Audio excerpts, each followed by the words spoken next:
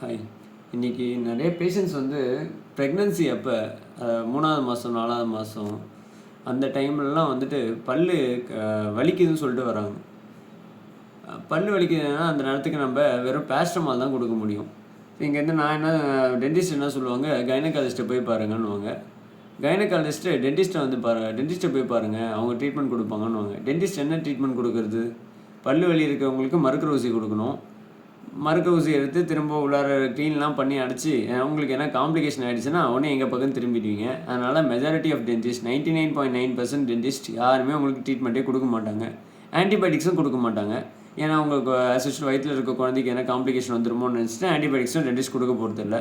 வெறும் பேராசிட்டமால் மட்டும் போட்டு சீர் பிடிச்சிருக்கிற ஒரு பல் நைட்டு ஃபுல்லாக தூங்காமல் வலியோட ஒரு வாரம் சாப்பிடாம எல்லா கை வைத்தியமும் ட்ரை பண்ணிவிட்டு வேலை செய்யலைன்னு வரும்போது ஒரு வாரம் ஏற்கனவே துடிச்சிட்டு தான் வருவீங்க, மாத்திரை போடக்கூடாதுன்னு சொல்லிட்டு. குழந்தைக்கு என்ன ஆகிடும், நம்மளும் மாத்திரை போடக்கூடாது, நீங்களும் ட்ரை பண்ணுவீங்க. அப்புறம் ஒரு வாரம் கழித்து நைட்டு ஃபுல்லாக தூக்கம் இல்லை, சாப்பிட முடியலன்னு சொல்லிட்டு ஒரு வாரம் கழித்து வருவீங்க.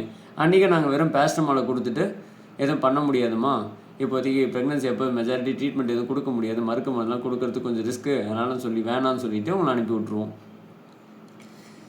ஸோ இங்கேருந்து திரும்ப ஜிஹெச்க்கு போவீங்க, கவர்மெண்ட் ஹாஸ்பிட்டல்ஸ் போவீங்க. அங்கேயும் வந்து நீங்கள் பேராசிட்டமால் போடுங்க சரியாயிடும்னு சொல்லி அனுப்பி விட்ருவாங்க.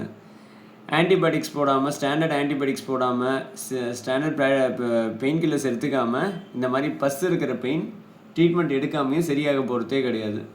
ஸோ ட்ரீட்மெண்ட் கொடுக்குறதும் ரிஸ்க் அதிகம். ஸோ பெட்டர் என்ன சொல்கிறேன்னா, before marriage, before pregnancy at least வாயில் இருக்க வீணான பல்லெல்லாம் எடுத்துருங்க.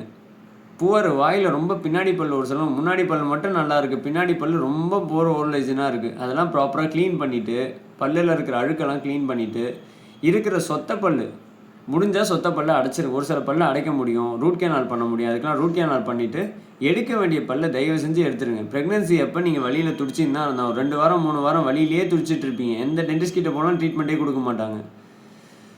ஸோ சாப்பிடாமல் இருக்கிறது அதை விட பெட்டரா, நைட்டு தூங்காமல் இருக்கிறது பெட்டரா, அதுவும் வழியிலேயே 24 மணி நேரம் துடிச்சிக்கிட்டே இருக்கிறது பெட்டரா?